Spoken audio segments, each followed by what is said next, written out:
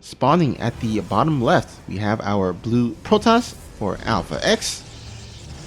Put your hands together for Zoun.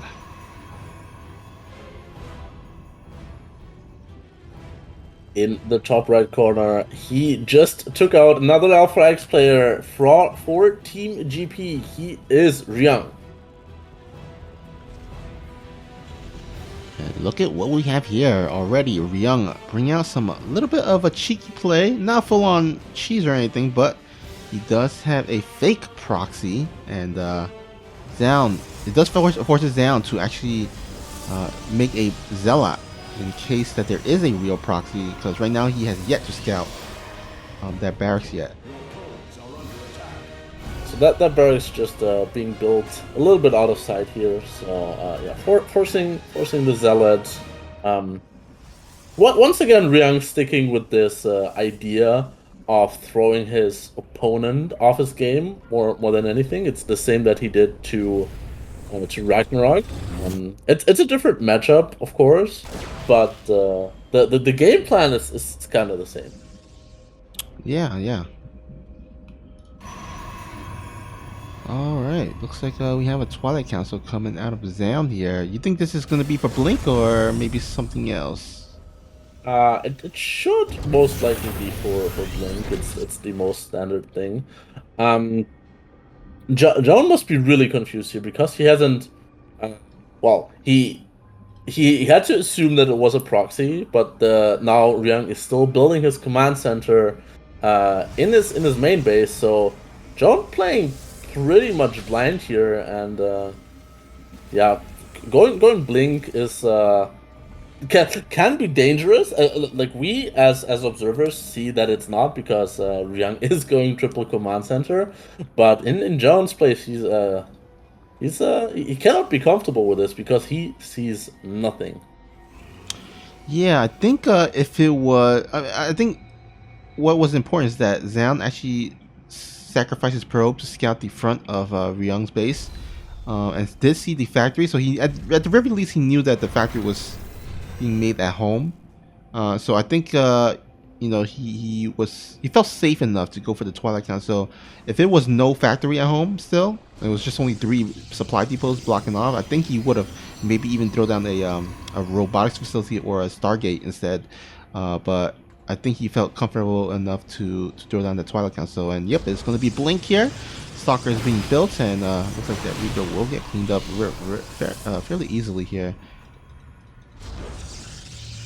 So it's really up to John now to identify that this is not an aggressive build out of RYUNG whatsoever.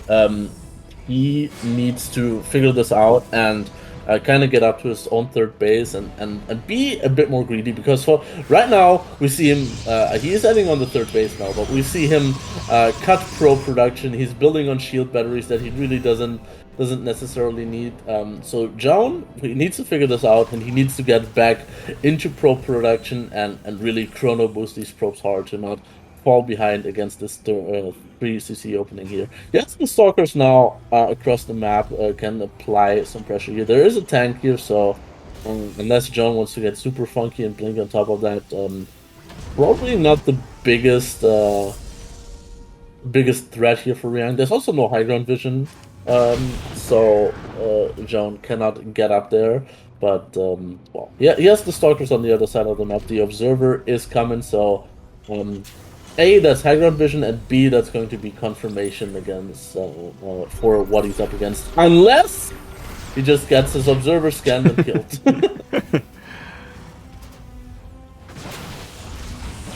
I gotta say, I'm pretty impressed that he did see that. I mean, for me personally, I mean, it's difficult to scout or see the invisible units.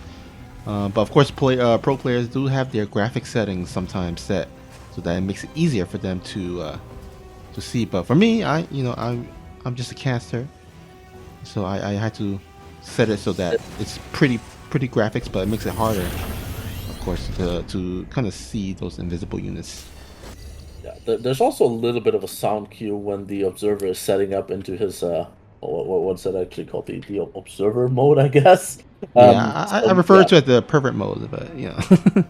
Okay, yeah, that one. There's a little sound cue to the pervert. So maybe RYUNG just reacted to that one, and then the observer can really only be in one place. So nonetheless, nicely done. And now we see John here with the War Prism, um, trying to make something happen in the back of RYUNG's base.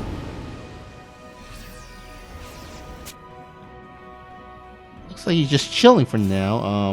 Just trying to wait for the move out of the Terran so that you can kind of fly in and catch the Terran off guard.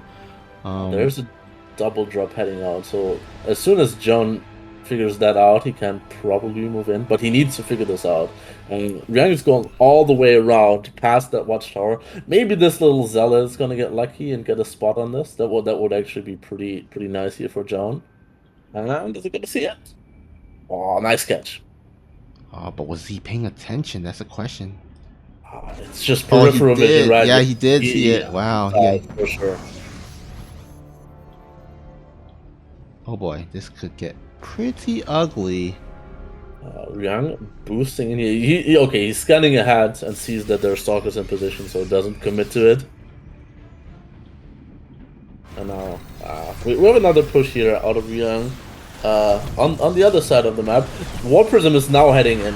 Was just waiting for the move out. Nicely done. Nice whole position micro out of RYUNG though. Really only losing 2 SCVs to this.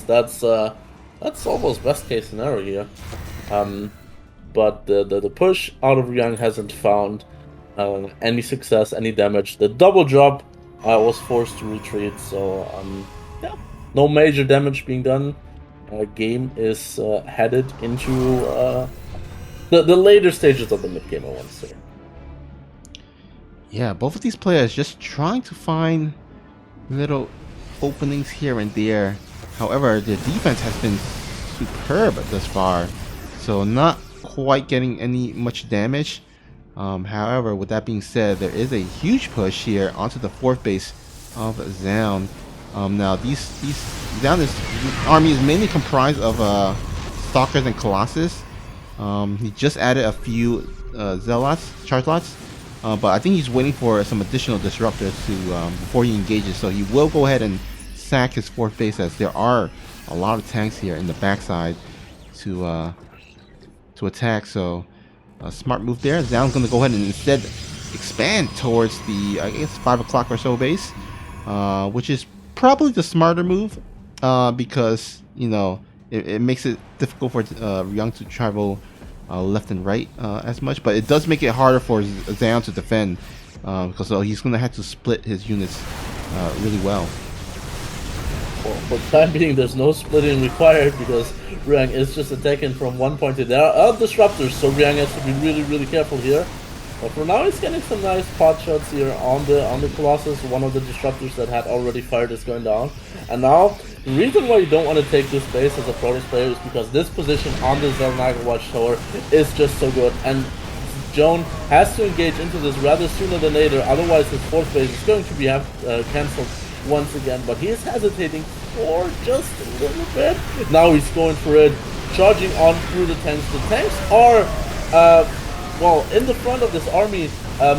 Vikings are still alive, taking care of the last remaining Colossus here, and it looks like the fight. RYUNG is heading back, but it wasn't a bad one. He's taken care of a lot of the high power Protoss units here, and he's being chased back all the way now with 1 Colossus left alive. I was gonna say one was still alive. So yeah, really a slugfest here. Both players trading out, and it's tough to say which one got the better trade here. Yeah, I think it was all in all a pretty even trade. I mean, Zoun was able to save his 4th base. However, RYUNG was able to snipe off all the Colossus. But at the same time, Zoun was able to take out all the tanks. So kind of an all in all, I would say, even trade. I mean, the supply is pretty even as well. However, it's never a good thing, I would say, to be a Protoss and be behind in workers. So that might be the most mainly concerning things. But he does start the 2-2 earlier compared to RYUNG. So maybe that that upgrade advantage will help out later on. I guess both players are just setting up to take it even later here. RYUNG adding on ghosts, whereas Zoun, yeah, getting more and more of his upgrades. He already has most of the tech that he wants. Oh, that disruptor gonna go. Oh, getting a nice shot and taking care of that run by for the most part, and it even survives with the help of that shield battery there.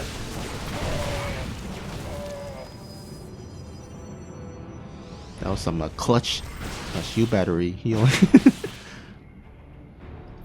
John's getting pretty significantly ahead in supply here now. His army supply, especially, is quite far ahead, and I'm curious to see whether he wants to try and capitalize on that. Maybe when his 2-2 finishes up, it looks like he's preparing for an even later game transition. Now adding on the Stargate, but I think with this 2-2 finishing up, there's definitely an opportunity here for John if he gets into a good position, into a good fight. Yeah, now that supply lead is a little bit deceiving because, again, it's mainly comprised of gateway units.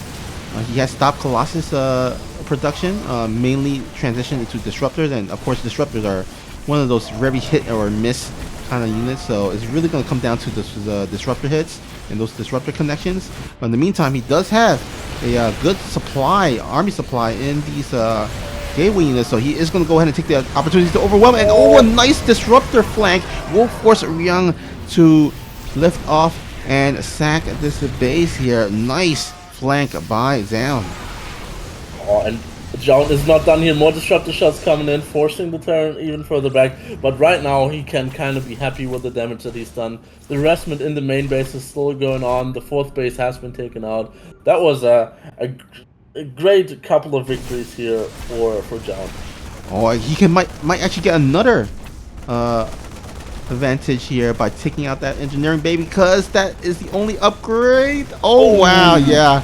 Man, that is huge. Zoun is on 2-2 upgrades. He's researching 3-3, and RYUNG just lost all his engineering base, so he is going to be so behind in the upgrades. And John really in the driver's seat here of this game. He's still going for that later game transition, but he's now got the freedom and the space to go up to more Stargates. He's going up to more consistent DPS in the army again by adding on a couple of Colossus again, and that's going to be a tough climb for RYUNG to try and to get back into this. Yeah, and also additional Stargates being warped in here. Which means that it looks like Zoun might be transitioning into air, maybe carriers or Tempest very soon. But in the meantime, he's also going to go ahead and keep up the pressure, doing another warp in right as soon as RYUNG does move out with his army. So his army is a little bit out of position. He's going to go ahead and retreat back home. The upgrade getting cancelled again. Oh my god. Oh, well, there's one engineering bay in the back at the very least, but yeah. Only one engineering bay. No, for how much longer though? Oh. Never mind, I spoke too early. Oh, disruptor shots. Oh, RYUNG is just feeling pressured to make something happen here, and is now forced to engage into disruptors. He's dodging a couple of them, but the majority of the Protoss army was still too strong. Wow, well, it's kind of telling when at the end of the game the Protoss player is still maxed when the Terran player is sitting at 130 supply. That's how you know that you got Protoss. Well, let's see how we're getting into this one. In the last series, of course, it was a different matchup, so it doesn't all apply to this one. But we saw the trend here out of RYUNG trying to throw his opponent off his game in map 1, less so on the second map. And well, if you're looking at the state of the game, it does already look a little more standard, I guess, with the barracks being built at home and the command center being placed on the low ground. So not trying to sell any kind of proxy to his opponent. He's just very standard, even skipping on the Reaper to just go for that Marine to scout the outskirts of his own base here. Yeah, gonna go ahead straight into the factory pretty quickly, so we should see a little bit of maybe some aggression coming out, or at least harassment come out of RYUNG. I would anticipate that it might be Widowmines, because if it was a Hellion drop or some sort, maybe he would build that factory a bit closer to the barracks to switch off, but looks like he's building a little bit further back. And Zoun is going to be pretty much in the dark. He does scout the low ground command center, but I mean, from the looks of it, it looks pretty standard. And you might want to go ahead and maybe either sacrifice a probe or maybe dive in there with the stalkers to scout a bit more. But I think for the time being, it looks like RYUNG will be playing it standard. Yeah, RYUNG producing a single Howling here, trying to get some scouting done. Immediately intercepted by that stalker though, so not even getting the bare minimum of scouting that you would want here. Behind this, producing Widowmine, Starport is going to finish up, so going to see a medevac out of that momentarily, and then, yeah, like you mentioned, going to go for the Widowmine drop. On the other side of the map, Zoun is once again just setting up for a standard blink play, and well, if this is not a super committed one base armory kind of Widowmine drop, so in an ideal world, Zoun is going to maybe lose 1 or 2 probes, and it's going to have to pull probes for just a second. But this, I'm expecting it to not deal that much damage. It's just designed to keep the Protoss on his toes and maybe get a slick advantage if the Protoss does mess up. Yeah. By the way, Mr. Kamori in the live chat saying, I'm missing a Spanish transmission, missing Enki. Yes, unfortunately Enki is not casting this or covering this right now. I miss Enki too. Although we did see him in the Christmas, the Alpha X Christmas New Year's tournament. So, but there's plenty of tournaments. That could have gone so much worse there for Zoun. That Widowmine survived on just a little bit of HP and got it shot off, and I thought it was gonna go off onto the probes, but I guess just losing a stalker, which is already a little bit more damage that you want to take, but nothing that's game ending here for the Protoss player. He's going into his third base and once again establishing map control with the stalkers here. This time around, he's immediately going to have high ground vision with the observers, so we'll probably head over to the main base and maybe get the Raven. Oh, the Raven would have been a great pickup here, but he's just settling for a couple of SCVs here now. Yeah, any little he can get is always a plus, but you still gotta make sure he keeps an eye out on that Widowmine drop that's still out there, and it looks like he will be very active in terms of babysitting the minimap, making sure he doesn't get Widowmine dropped again. And yeah, it looks like kind of a pretty normal progression into this game. Yeah, I mean, who can be sad about that? I think no one that enjoys StarCraft here. There's still a medevac in the back of Zoun's base here, which he just has to keep a couple of units at home to try and deal with that. But yeah, he's going into a whole bunch of gateways now, adding on Charge and Storm. There are no forges, if I'm not mistaken. No forges, so potentially just looking to get really aggressive here. Nice dodge there. The Widowmine was targeting the Stalker, but the Stalker just blinked away, and now, yeah. I feel like Zoun just wants to pounce when RYUNG is attempting to take his third base, and it has a good chance of succeeding here because well, Charge and Storm is a deadly combination. Yeah, I think Zoun skipped the upgrades because he scouted that RYUNG is going for that tank kind of bio kind of play.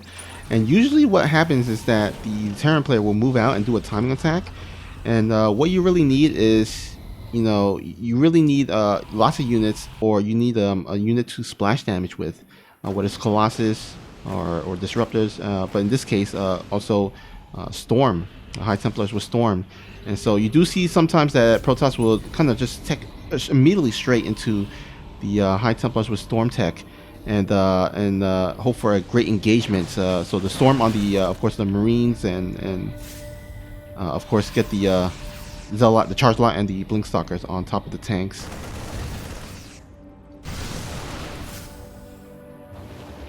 Curious to see how this plays out here now. There's a double drop on the top side of the map here for RYUNG, and John, well, he is now forced to keep units at home, at least a few of them, where he would like to consolidate his forces and go for an all-out attack here. Yeah, RYUNG is now taking this third base, and this is the opportunity that John was looking for. One of the tanks not sieged yet. Templars in the War Prism. Oh, great interference matrix. Only one of the Templars was able to unload. Didn't get the storm off that it wanted to. And now John probably has to look into, well, doing something. And, well, catching that drop here would be a great start. He's still going to be, well, I wanted to say significantly behind in upgrades, but RYUNG, he stopped at +1 infantry weapons as well, and never got any further upgrades, so maybe not as far behind as he could have been. Yeah, it looks like RYUNG is giving him a little bit of breathing room in terms of the in terms of catching up on the upgrades. Zoun's gonna throw down 2 forges in order to try to come back. Of course, the Protoss do have that Chrono Boost to help speed up the upgrades researching. So hopefully he's going to go ahead and try to hope that he can catch up a little bit. But in the meantime, RYUNG using those ghosts to help counter those High Templars, as well as any potential Archons that are going to be coming in the future. But it looks like Zoun is not going for Archons. Instead, going to invest those gases into robotics with a robotics base. So maybe like Colossus or something. Well, with the second robo, I wouldn't be surprised to see either Disruptors or Colossus. It's just that John has a really good amount of map presence here. He's really keeping RYUNG home. So behind this, he can kind of pick and choose what he wants to go for. The Colossus would be the more consistent, dealing damage at all times when they're firing, whereas the Disruptors are, yeah, they need to hit to deal damage, and it looks like we're going for the Disruptors here. So with RYUNG going into Ghosts this early on, Ghosts do not have Stim and run away a lot slower than Stim Bios, so maybe looking for juicy Disruptor shots onto those Ghosts. In the meantime, another Widowmine drop here, but man, Zoun keeping up with his defense. Doesn't lag behind in terms of reaction time. Will be able to dodge those Widowmine drops. In the meantime, though, the main fight here. Oh my God! Another highlight clip by an Alpha X player. Storm drops in the back, and now John is going for the all-out engagement there. EMPs coming into this fight a bit too late, and RYUNG is just getting entirely cleaned up here. Stalkers even. I thought they were gonna get the full medevac there. Maybe, I guess they didn't, but great cleanup here. Despite the Widowmine drop that's going on, didn't really do anything. And now John is even giving chase here, is pouncing on the opportunity. Widowmine's dealing some friendly fire more than anything, and now John just relentless, blinking forward. No more medevacs remaining. Full charge load chasing this bio, and RYUNG is pushed all the way back to his own main base. Yeah, that 1-1 upgrade really doing favors for Zoun. RYUNG only now is he going to be finishing up the other +2 weapons. So yeah, looks like Zoun is going to go ahead and push on forward, march on forward to potentially a 2-0 victory. And I mean, he's got the Colossus added in. Thermal Lance is about to finish as well. The only thing is that there is no War Prism to reinforce this, but it looks like more reinforcements are streaming across the map. More blue dots on the mini-map, and there we have it. RYUNG taps out, and Zoun, he will be moving on to the semifinals.